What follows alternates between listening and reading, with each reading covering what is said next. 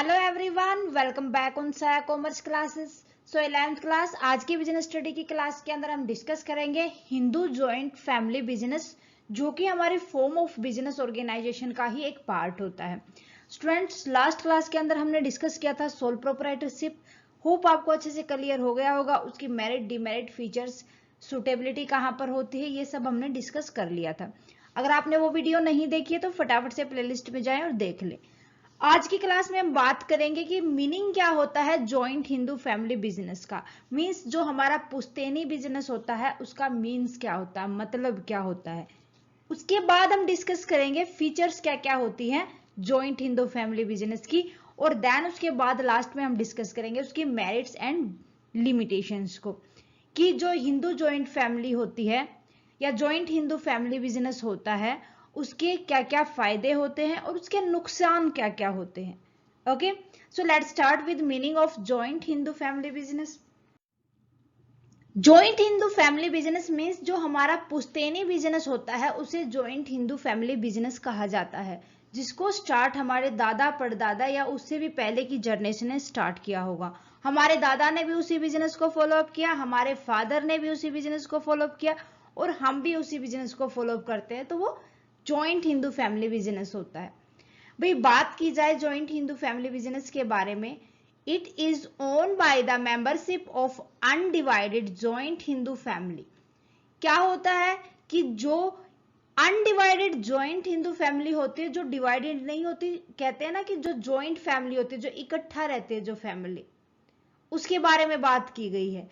And managed by the eldest member of the family known as karta. कौन manage करके चलेगा joint Hindu family business को? जो हमारा सबसे बड़ा मेंबर होता है घर के अंदर, लाइक हमारे दादाजी। ओके, तो उन्हीं को कहा जाता है karta. It is governed by the provision of Hindu law. कैसे चलाया जाता है ये business, Hindu joint family business? According to the law of Hindu. The basis of membership is birth in a particular family. Membership कैसे मिलती है? जो भी नया जन्म होता है किसी भी बच्चे का, तो वो उसका मेंबर बनता है उस फैमिली बिजनेस का। ओके, सो जिस तरीके से बच्चा पैदा होते जाएंगे वो उनके मेंबर्स बनते जाएंगे। फिर बात करें फीचर्स की जॉइंट हिंदू फैमिली बिजनेस के अंदर, फॉर्मेशन की अगर हम बात करें, for a joint Hindu family business there should be at least 2 member in the family. कि जो हमारी फैमिली होती है उसके अंदर कम से कम 2 मेंबर्स होने जरूरी है, तभी जॉइंट हिंदू फैमिली को बिजनेस को स्टार्ट किया जा सकता है, अदरवाइज नहीं। अगर अकेला बंदा होगा एक फैमिली के अंदर तो वो हिंदू जॉइंट फैमिली बिजनेस को स्टार्ट नहीं कर सकता, ना ही उसको फॉलो अप कर सकता है, वो आगे बढ़ा सकता है। ठीक है, so some ancestral property to be inherited by them. Ancestral का मतलब होता है, प्रॉपर्टी का मतलब होता है जो पुश्तैना जो प्रॉपर्टी होती है हमारे, मीन्स जो हमारे दादा परदादा से हमारे तक ट्रांसफर हुई है वो। ठीक है, तो वो इन हेरिडिटी में चलती रहती है, तभी तो हम उसके मेंबर्स बनते जाते हैं, वो हमारा बिजनेस आगे बढ़ता जाता है। ठीक है, देन उसके बाद आती है मेंबरशिप बाय बर्थ। कि जो हिंदू फैमिली के अंदर कोई भी जन्म लेता है तो जॉइंट हिंदू फैमिली जो बिजनेस स्टार्ट करते हैं तो उसके लिए उसकी मेंबरशिप उसके जन्म से ही स्टार्ट हो जाती है, जिसको 2 भागों में डिवाइड किया जाता है। कैसे करोगे इनको 2 सिस्टम के अंदर? कि जो भी एक होता है दया भागा सिस्टम और एक होता है मिताक्षरा सिस्टम। जो दया भागा सिस्टम होता है ये अप्लाई होता है ओनली इन वेस्ट बंगाल। वेस्ट बंगाल के अंदर यहाँ पर कहा जाता है कि जितने भी मेल होते हैं, जितनी भी फीमेल होती हैं, वो by birth he joint Hindu family business की मेंबर बन जाती है। बट इसको छोड़ के, किसको छोड़ के? वेस्ट बंगाल को छोड़कर और पूरी इंडिया के अंदर मिताक्षरा सिस्टम लागू होता है, जहां पर मेंबरशिप ओनली मेल को मिलती है। किसको? ओनली मेल को। लड़के ही अपने पुश्तैनी बिजनेस को आगे बढ़ा सकते हैं, लड़कियां नहीं। ये तो हमें पता ही है ना ही लड़कियों का उसके जितने भी प्रॉपर्टी होती है माँ पापा की, तो उसमें उनका रोल होता है। इसी तरीके से अगर जॉइंट हिंदू फैमिली बिजनेस है उनका, तो उसके अंदर लड़की का कोई भी हिस्सा नहीं होता। लेकिन वेस्ट बंगाल के अंदर चाहे लड़का हो चाहे लड़की हो, फीमेल और मेल दोनों का ही पार्टिसिपेट बराबर का होता है। ठीक है, उसके बाद आते हैं लायबिलिटी। लायबिलिटी की अगर बात की जाए, कौन लायबल होता है? लायबल होता है कर्ता, eldest member of the family. Liability सारी उसी की होती है, उसी के अकॉर्डिंग वो अपनी मेंबरशिप को मींस एक्सटेंड कर सकता है। शेयर ऑफ प्रॉपर्टी, किस बेटे को ज्यादा देगा, किसको कम देगा, है ना। तो liability of karta is unlimited but of all other members is limited to extend of their share in property. कि जो कर्ता होता है उसकी लायबिलिटी अनलिमिटेड होती है, बट जो अदर मेंबर्स होते हैं और अदर फैमिली मेंबर्स होते हैं उनकी लायबिलिटी उनके शेयर ऑफ प्रॉपर्टी के अकॉर्डिंग ही होती है।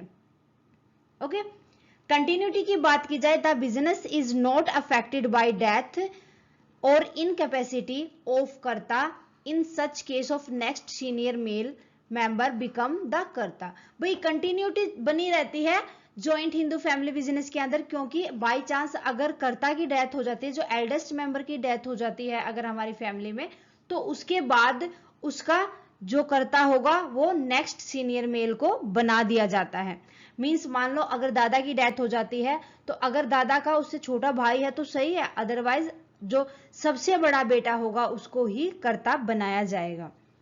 देन उसके बाद बात की जाए माइनर मेंबर्स। यहाँ पर जो माइनर्स होते हैं मींस यहाँ पर जो मेंबरशिप मिलती है वो बाय बर्थ ही मिल जाती है, तो इसीलिए माइनर भी जॉइंट हिंदू फैमिली बिजनेस के मेंबर्स रहते हैं। A minor can also become full fledged member of family business. वो अपने फैमिली बिजनेस का मेंबर बाय बर्थ ही बन जाता है, इसीलिए कहा जाता है कि जो माइनर्स होते हैं वो जॉइंट हिंदू फैमिली बिजनेस के मेंबर्स रहते हैं। देन उसके बाद हम बात करते हैं मेरिट की। मेरिट की अगर बात की जाए तो फर्स्ट मेरिट हो जाएगी इफेक्टिव कंट्रोल। देखो भाई, इस पॉइंट को हम समझते हैं, जब आपको कोई भी प्रॉब्लम आते है तो आप भागे हुए सबसे बड़ा जो मेंबर होता है घर का उसके पास अपनी प्रॉब्लम को लेके जाते हो, क्योंकि आपका ये मानना होता है कि जो सबसे बड़े होते हैं उनको नॉलेज ज्यादा होती है। तो इसी तरीके से अगर यहाँ पर हमारा हिंदू जॉइंट फैमिली बिजनेस है, उसके अंदर कर्ता जो होता है वो हमारा सबसे एल्डेस्ट मेंबर होता है, इसीलिए सारे की सारी डिसीजन मेकिंग पावर उसी के पास होती है।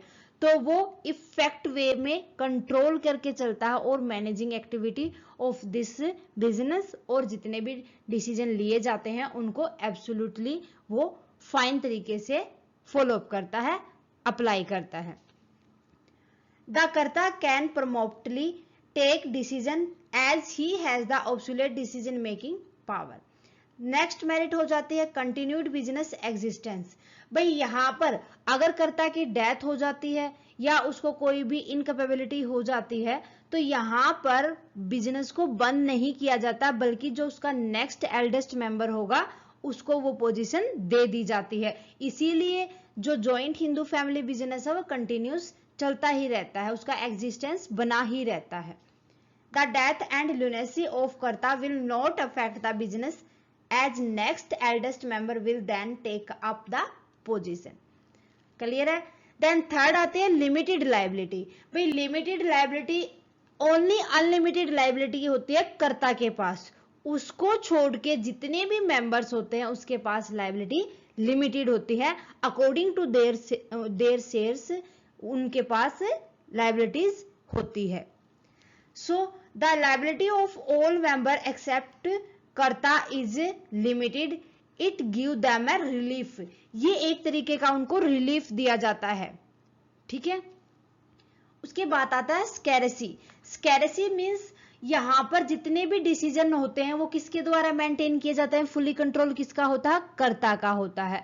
तो यहाँ पर कहा जाता है कि कंप्लीटली सीक्रेट होते हैं वो, क्योंकि जो हमारा कर्ता होता है वो सबको इतना जल्दी डिसीजन को डिस्क्लोज नहीं करता, वो टाइम लेता है और सोच समझकर ही अपने डिसीजन को डिस्क्लोज करता है। So completely secrecy regarding business decision can be maintain by कर्ता। फिफ्थ आ जाता है लॉयल्टी एंड कोऑपरेशन। भाई लॉयल्टी तो होगी, सारे के सारे एक ही तो फैमिली मेंबर हैं, है ना, तो कोऑपरेशन भी होगा क्योंकि वो एक ही घर के बंदे हैं सभी के सभी। तो यहाँ पर यही बात एक सबसे अच्छी मेरिट बन के आती है कि जो हिंदू जॉइंट फैमिली बिजनेस है उसके अंदर लॉयल्टी ज्यादा होती है, और जितने भी सिक्योरिंग मतलब जो कोऑपरेशन होता है, जितने भी मेंबर्स होते हैं उनके बीच में बहुत ही अच्छा होता है, ताकि वो अपने बिजनेस को अच्छे से रन अप कर सके।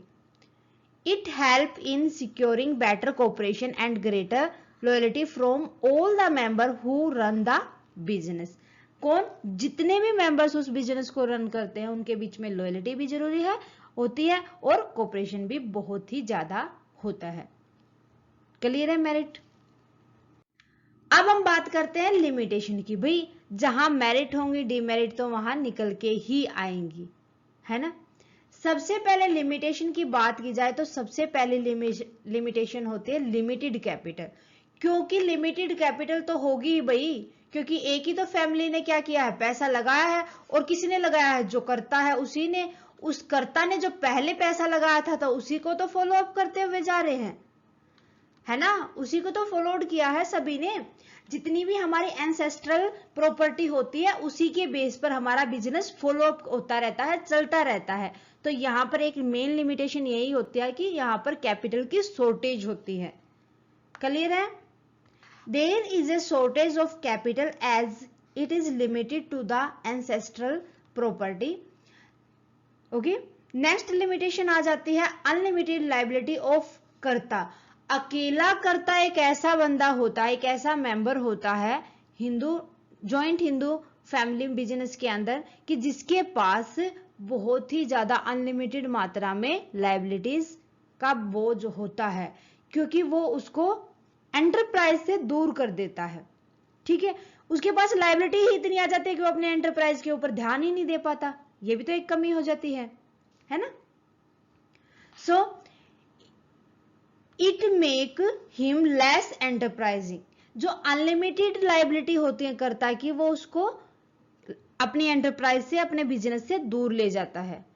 डोमिनेंस ऑफ कर्ता। डोमिनेंस ऑफ कर्ता का मीन्स क्या हो जाता है यहाँ पर, क्योंकि जो कर्ता होता है वो सारी चीजें बिजनेस को मैनेज करके चलता है, तो उसके अंदर जो भी अदर मेंबर्स की वैल्यूएबल एडवाइस होती है वो तो इग्नोर हो जाती है, क्योंकि उनके पास तो बोलने की नीड ही नहीं होती। क्योंकि फैमिली मेंबर के अंदर अगर कोई भी कन्फ्लिक्ट होता है तो उसको सुलझाने में उनकी सुननी तो पड़ेगी ना भाई, उनके पॉइंट तो सुनने पड़ेंगे, है ना।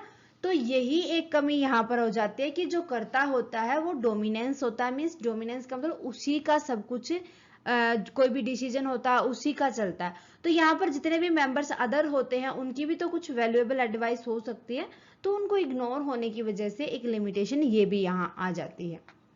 ओके, कर्ता manages the business and sometime he ignore the valuable advice of the other member.